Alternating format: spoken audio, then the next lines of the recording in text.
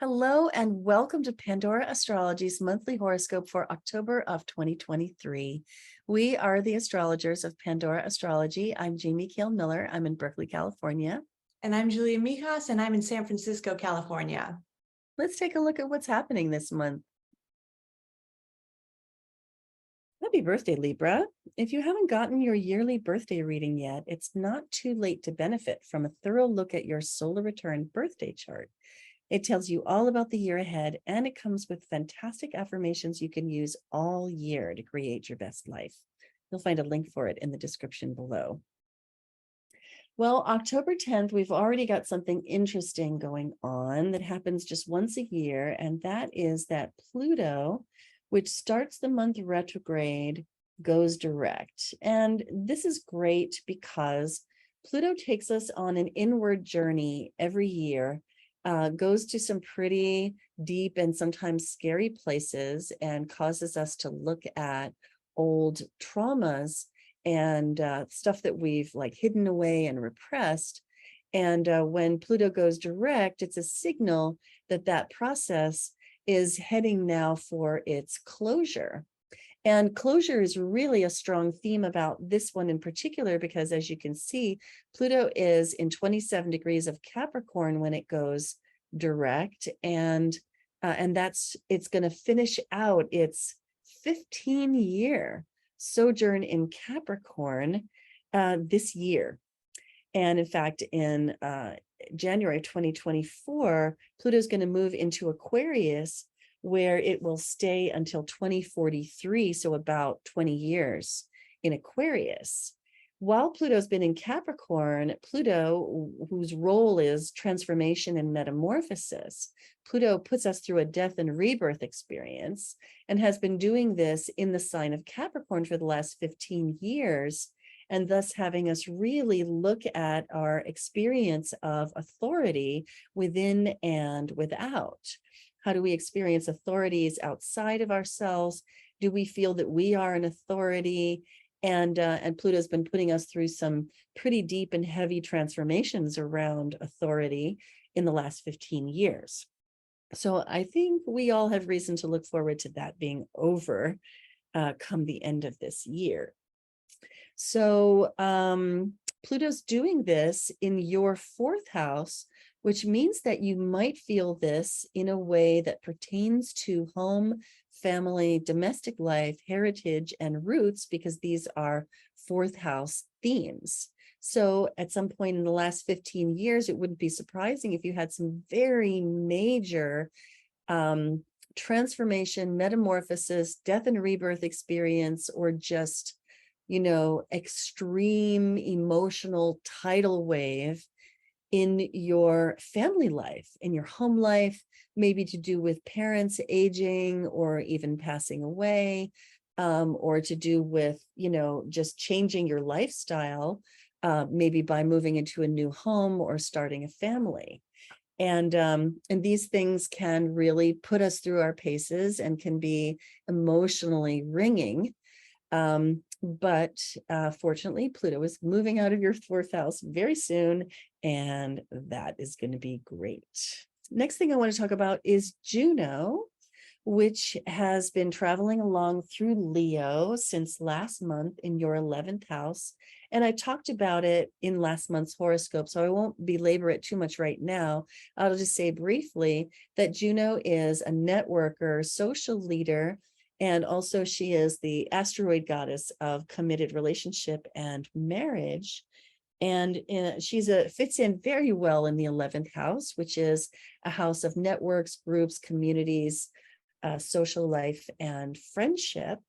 And so she's been very busy in the last month and a half or two, amping up your social life and making you want to introduce friends to other friends that you feel really should know each other, maybe even set up a blind date or two. And this can apply equally in your work life. In other words, you may find that you've set up some partnerships, some connections, you've hooked people up that really should know each other in your business life as well. But Juno is quickly going to be moving on mid-month right here. She moves on into Virgo October 17th and enters your 12th house. Now, whenever a planetary principle moves into the 12th house, it's going to experience some retreat. It's going to feel a little bit muddier, more confused, more mysterious, or even otherworldly than usual. Juno being the principle of marriage and committed relationship, this could signal a time when you feel like you want to withdraw from the relationship a little bit, just pull back inside yourself and think and feel on your own, maybe about the relationship, or you just need a little solitude from your partner in order to be able to come back to the relationship feeling more revitalized. And that's okay. It doesn't have to be like about some big fat separation or something dramatic like that. Not at all. It can be a very rational decision to just pull away a little bit for a short time. Juno's going to be in this house for about 2 months. That's very normal. So she's going to be there through all of November. And another thought is that you might want to do some form of retreat, like a spiritual retreat or spiritual practices with your partner. You might want to bring your partner with you together into a more spiritual realm and to deepen the bond between you by sharing that spirituality. And that can be a lovely way to spend Juno in the 12th house. And then the last thing I want to mention is Ceres, which is traveling along through Scorpio right here in your second house all month and into next month. Now, Ceres struggles in Scorpio, and this is because they are opposing principles. Ceres, in your case, is moving through the second house, which is a house she's very familiar with because she rules this house. Scorpio, however, is associated with the opposite, the 8th house. And so here we have a planet in the house it loves to be in, but the sign that it abjectly does not. Ceres themes are food, body, and money, the things that ground us, that connect us to the physical world. And so Ceres loves to be in your second house, where she can help you to build wealth, to make sensible financial choices, to get more practical in how you eat, how you feed yourself, how you take care of and maintain your physical body. However, the fact that Ceres is in Scorpio adds a challenge because a Ceres in Scorpio can be a little bit prone to addictive and compulsive behaviors, or behaviors that are driven by strong emotion, which may surge up from a place that was formerly unconscious. So Ceres in Scorpio, definitely watch out for binge eating and binge spending based on some emotional compulsion that maybe you haven't identified yet. Don't let yourself get driven into those bad behaviors when really this Ceres wants to, do great things for you, like wealth building and increasing your security. Hey, Julia, what's up with Venus, Mars, and Mercury for all those Libras out there? Well, hey there, Libra. Venus is direct this month. She was retrograde last month, but now she's moving quicker and quicker in the sky going forward. And she starts in your 11th house of friendships. So the first week of the month, you're going to be very social, maybe connecting with your friends, maybe joining any groups that you're a part of. Those could be sports teams. Those could be gamer circles. Venus in the 11th is also great in terms of getting a little closer to achieving some dream of yours. This is the house of hopes, wishes, and dreams after all. And it's a wonderful time if you're single to ask a friend to set you up on a date. You might meet somebody through friends during this transit. Now on October 8th, Venus enters the 12th house. This is a house of isolation. It's a house of compassion. It's a house of that really represents the more ethereal parts of life. And when Venus comes into this house, you might find that you withdraw a little bit more socially. You might enjoy being on your own more.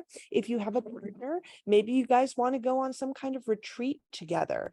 This could be a good time to maybe go on a camping trip where you're just away from it all. Or it could be a good time to, do do any other type of retreat where you just feel like you're kind of escaping reality and the mundane world to be one-on-one with the person you love. Now, Venus in the 12th house might mean that maybe somebody you care about in your life, your partner or a friend, is going through some difficult time, and you're really there to sort of be there for them. Maybe you're giving them compassion, maybe you're being of service to them in some way, because the 12th is part of the axis of service, but it's more emotional and spiritual service. Venus in the 12th house can really be a wonderful time if you have a spiritual side, if you're into tarot, if you're into yoga, to really get deeper with it, especially anything that might involve some sort of archetypal work would be great with Venus in the 12th house. You might get a lot of pleasure and enjoyment from those more spiritual elements of your life. Now, Mars, who's totally different than Venus, this is the planet of action and activity, starts the month in your first house for the first 11 days. That means that you're going to be feeling very energized. You're going to be feeling very physical. It's a really good time to get out there and do something constructive with all the energy that you have right now. But it also can mean that you're very assertive. And that can be very good for you, particularly Libra, because you're usually kind of Mr. or Mrs. Nice Guy about everything. So Mars in the first might give you that needed kick in the butt to assert your boundaries more. But there's always the danger of overdoing things with Mars in the first house. So, just be a little aware of that.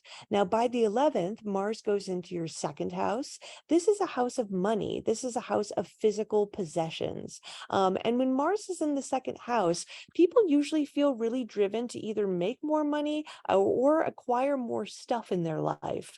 Maybe there's something you really, really want to buy, or maybe you're just trying, busting yourself at work, doing a lot of overtime, working weekends, taking up a second job so you can get a little bit more money because there's something that you're kind of aiming towards. Now, Mars in the second can be a great time if you're putting effort towards some value of yours. If you've got a political value that you care about, if you've got a spiritual or family value, this is a good time to stand up for those values and get very active about them. Maybe that means going on a protest or something like that with Mars in the second.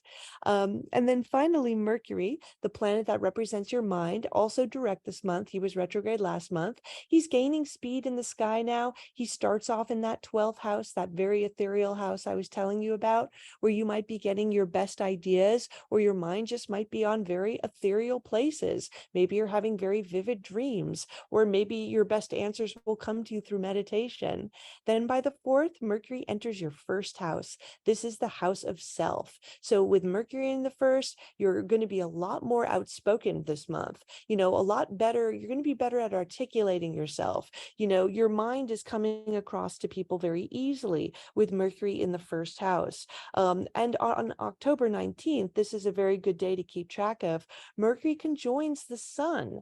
And we call this Greater Epiphany Day, especially because Mercury is direct while conjoining the sun versus while retrograde, then that's Lesser Epiphany Day.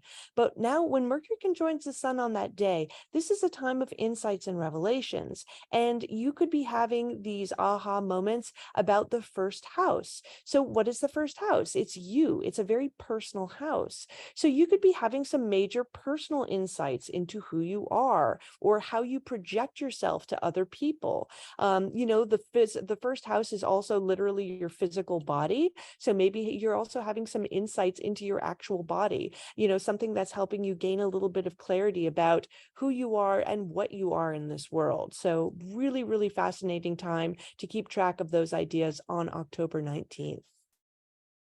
Hi, Jamie here. Horoscopes and moon videos are fun, but they don't go very deep, really. If you want depth and personal clues, you'll want to join our monthly live workshop where you can talk with a real astrologer about your own chart. This month's topic is undergoing Pluto transformations with power and grace. Because Pluto transits feel like a long, dark night of the soul, and psychological death and rebirth is hard for all of us. In the workshop, I'll explain how to navigate these biggest of all life's changes smoothly. This workshop is expressly for our Demigod Patreon subscribers who pay only $15 a month for access to live events like this one. It's easy to sign up at the Patreon link in the description below. I'd love to see you there. Now let's get back to the video. Well, eclipse season is here. beginning with a solar eclipse and new moon in Libra, which lands in your first house, Libra. We're calling this one Stop Placating, Honesty Heals. And that has a lot to do with having this sun-moon combination be over here with the south node and all in the sign of Libra. Libra is well known for a tendency to be nice to the point of, just being walked all over like a doormat, and placating, people pleasing, saccharine sweet. These are some of the bad old habits of Libra. And the reason I'm focusing on the bad old habits of Libra is that the south node here is demanding that this eclipse be an occasion for releasing and letting go of bad old habits of whatever sign it's in, that being Libra. And so solar eclipses are more behavioral. This is a solar eclipse, and they're more behavioral, and they're a really good time for looking at your shadow, because your shadow will show through how you behave. And how much more so is that true when a solar eclipse happens in your first house, which is also a very behavioral zone in your chart. So I would definitely have all caution on October 14th, which is a Saturday this year, where if you have Libra rising, or if you're born anywhere near this eclipse, to watch your behavior and ask yourself if you are as tired of all of the pretending as the people around you are, if you are as ready as the people around you are for you to move towards ways of being that are more like this North Node and Chiron, more honest, more direct, more forthright, more of your own will, and less of the indecision and the spinelessness. So this can be a really powerful eclipse on that account. Now, the second eclipse this month is happening 2 weeks later on the 28th, and this one is a lunar eclipse in Taurus, which lands in your 8th house right here. Opposite the sun in Scorpio. A lunar eclipse is always built on a full moon. So we have the sun and the moon opposite each other. That's completely normal.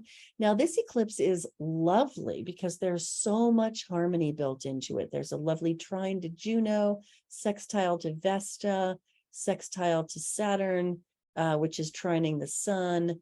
And there's just so much gorgeousness in this particular eclipse, which suggests that it doesn't have to be as uncomfortable as an eclipse might be. Now, because this is a lunar eclipse, it's likely to be characterized by strong emotion rather than being characterized by behaviors, like strong behaviors. And so there may be a lot of feelings here. And there is, again, a theme of releasing and letting go, but also a clear forward direction. And the releasing is about letting go of ties, especially unhealthy ties. So we're calling this one release ties, lean into independence, particularly financial independence. And if you are partnered in a committed way, chances of your partner being a support and a help to you as you reach for independence and let go of codependence, potentially with family, this is really a very supportive eclipse for what can be a very profound change, but doesn't have to be too terrifically difficult. This moon does land in your 8th house, which only amplifies the feelings of transformation and alchemical change that can happen during an eclipse like this one. And you can definitely expect that those will be very much wrapped up with emotions, much more than actions. So the feeling of financial independence is what you want to lean into here. Now, the last thing I want to mention is the seasonal change. When we start out the month, the sun is finishing out the sign of Libra right here. And then long about October 23rd, the sun moves on into Scorpio, entering your 2nd house. And this is really part of this month's overall migration where many planets begin the month emphasizing your first house of action taking and behavior and being decisive and moving forward and looking to your presentation and how you're coming off to people, and instead shifting to being much more about second house matters, as this second house fills up with planetary activity, this being a house of food, body, money, security, and safety, the things that connect us to the physical world, which I mentioned when I talked about Ceres being here. So wherever the sun goes, you want to shine the light of your high quality attention, because when you do, things can thrive and flourish there.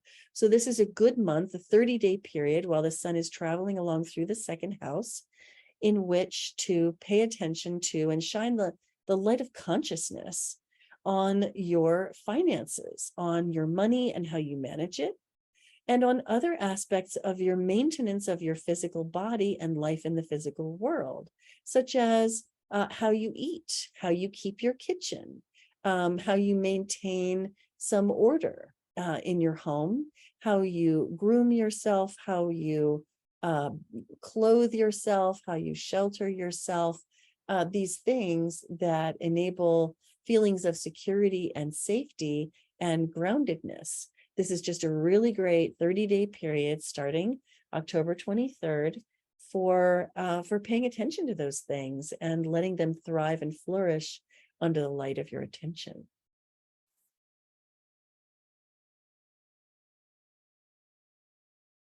Well, that's all for today. If you love Pandora Astrology's free and informative horoscopes, then please do hit that like button, subscribe to our channel, and share our horoscopes with your friends. You can find out so much more about how this month's transits affect you in very personal timing in our monthly Patreon workshops. Find the link in the description below to get started. And until next time, we'll see you around the cosmos. Bye-bye.